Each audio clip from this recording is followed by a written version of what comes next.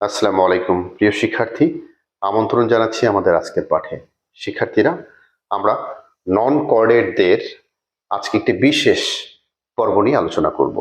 তো চলো কথা না বাড়িয়ে দেখে নেওয়া যাক আমাদের আজকের কোন পর্বটি নিয়ে আমরা কথা বলছি। শিক্ষার্থীরা, আমরা এখানে আলোচনা করছিলাম যে পরিফেরা, নিডেরিয়া, প্লাটিহেলমিনথেস এগুলো আমাদের আলোচনা হয়ে গেছে। আমরা এখন আলোচনা করব আজকে নেমাটোডা নিয়ে, যাকে আমরা বলছি সিউডোসিলোমেট। তাদেরকে বলছি সিউডোসিলোমেট, যাদের দেহের ভেতরে প্রকৃত সিলোম থাকে না, দেহ গহ্বর থাকে, অর্থাৎ দেহ প্রাচীর এবং পৌষ্টিকনালীর মধ্যবর্তী জায়গায় দেহ গহ্বর রয়েছে, কিন্তু সেটি পেরিটোনিয়াম মেমব্রেন দ্বারা আবৃত থাকে না, প্রকৃত সিলোম নয়। তাদের বলেছি সিউডোসিলোমেট। তো চলো এই সিউডোসিলোমেট আমরা নেমাটোডা নিয়ে আজকে আলোচনা করব। প্রিয় শিক্ষার্থী, তাহলে আমাদের বিশেষ নন কর্ডাটার এই পর্ব সম্পর্কে, নেমাটোডা পর্ব সম্পর্কে চলো আমরা বিস্তারিত জেনে নিই। আমরা এখানে দেখতেই পাচ্ছি যে মানুষের চোখে এক ধরনের কৃমি হয়, যাকে আমরা নাম দিচ্ছি লোয়া লোয়া। মানুষের দেহের ভেতরে অন্ত্রের মধ্যে আরেক ধরনের কৃমি হয়, যাকে আমরা নাম দিয়েছি অ্যাসকারিস লুম্ব্রিকয়েডেস। তাহলে এই যে বিভিন্ন রকম প্রাণী রয়েছে, এদের আসলে এই কৃমিগুলো নিয়েই আমাদের এখানে আজকের যে পর্বটি, সেই পর্বটি সাজানো হয়েছে। নাম দেওয়া হচ্ছে নেমাটোডা। কেন? গ্রিক শব্দ নেমাটোস, যার নাম হচ্ছে থ্রেড। থ্রেড মানে কি? সুতা। আর হেলমিন্থ মানে হলো ওয়ার্ম, মানে কৃমি। সুতা জাতীয় যে কৃমিগুলো বা সুতার মতো দেখতে যে কৃমিগুলো, সুতা সদৃশ যে কৃমিগুলোকে যে জায়গায় স্থান দেওয়া হয়েছে তার নাম বলা হচ্ছে নেমাটোডা। আগে এক সময় এদের নাম বলা হতো নেমাথেলমেন্থিস, কিন্তু সেটা আধুনিক সময়ে এসে জীববিজ্ঞানীরা এটাকে নাম বলেছেন নেমাটোডা। প্রিয় শিক্ষার্থী, আমরা নেমাটোডার উদাহরণে দেখলাম এই ধরনের সুতা আকৃতির যে কৃমিগুলো বসবাস করে তাদের বলেছি আমরা নেমাটোডান। কি কি বৈশিষ্ট্য রয়েছে আমরা একটু জেনে নিই। দেহ নলাকার, উভয় প্রান্ত ক্রমশ সরু ও ক্ষুদ্র আণুবীক্ষণিক। দেহ দ্বিপার্শ্বীয় প্রতিসম, অখণ্ডায়িত ও অপ্রকৃত সিলোমযুক্ত। আগেও বলেছি আমরা নেমাটোডানরা কেমন, তারা হচ্ছে সিউডোসিলোমেট। দেহ নমনীয় ও অকোষীয় কিউটিকল দ্বারা আবৃত।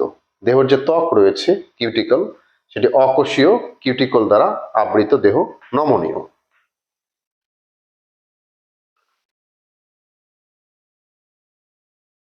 প্রিয় শিক্ষার্থী, আমরা বললাম দেহ নলাকার, দ্বিপার্শ্বীয় প্রতিসম এবং দুই দিক সূচালো। এই দুটো প্রান্তই, সম্মুখ প্রান্ত পশ্চাৎ প্রান্ত, দুই দিকে কি থাকে? সূচালো থাকে, পয়েন্টেড। এবং এদের দেহ হচ্ছে কি? দ্বিপার্শ্বীয় প্রতিসম। মাঝ বরাবর, অক্ষ বরাবর ভাগ করলে দুটি সমান অংশে ভাগ করা সম্ভব। শিক্ষার্থীরা, পৌষ্টিকনালী সোজা এবং শাখাহীন এবং মুখ থেকে পায়ু পর্যন্ত বিস্তৃত। আমরা এখানে দেখতে পাচ্ছি এদের পৌষ্টিকনালী সোজা এবং পৌষ্টিকনালী শাখাহীন, এদের কোনো শাখা প্রশাখা নেই।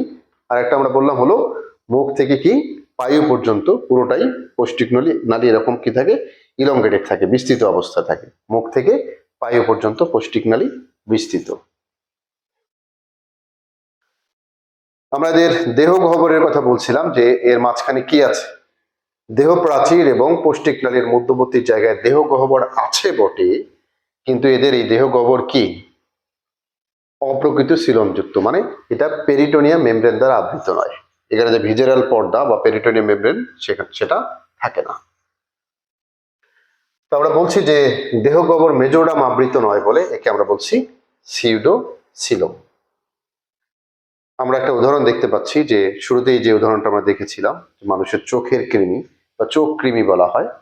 অনেক সময় চোখের মধ্যে ধরনের কৃমি দেখা যায়, যাদেরকে বলা হয় লোয়া লোয়া। এটি হালকা সার্জারি করে উপরের পর্দা তুলে পরে চোখের কৃমিটা এখান থেকে বের করা হয়। তো অনেক সময় এই চোখের কৃমির কারণে নানা রকম জটিলতা তৈরি হতে পারে। একসময় কি মানুষ কোনো কারণে বেশি ইফেক্টেড হয়ে গেলে সেখানে মানুষ অন্ধত্ব বরণ করতে পারে।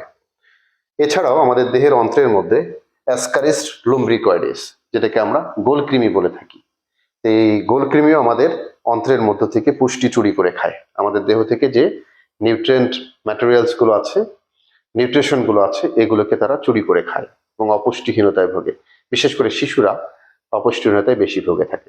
তাহলে আমরা জানলাম যে আজকে আমাদের যে পর্বটি ছিল তার নাম বলেছি আমরা নেমাটোডা, নেমাটোডা অর্থাৎ সুতাকৃমি বা গোলকৃমি, এই জাতীয় কৃমিগুলোকে যাদেরকে একটা নির্দিষ্ট জায়গায় স্থান দেওয়া হয়েছে তাদের দেহের গঠন কেমন, তাদের শনাক্তকারী বৈশিষ্ট্য কি। প্রিয় শিক্ষার্থী, প্রত্যাশা করছি আজকের এই পাঠটি তোমাদের অনেক ভালো লেগেছে, এবং যারা এখনো আমাদের চ্যানেলটি সাবস্ক্রাইব করোনি দ্রুত সাবস্ক্রাইব করে নাও। তোমাদের সকলের জন্য অনেক অনেক শুভকামনা। ধন্যবাদ।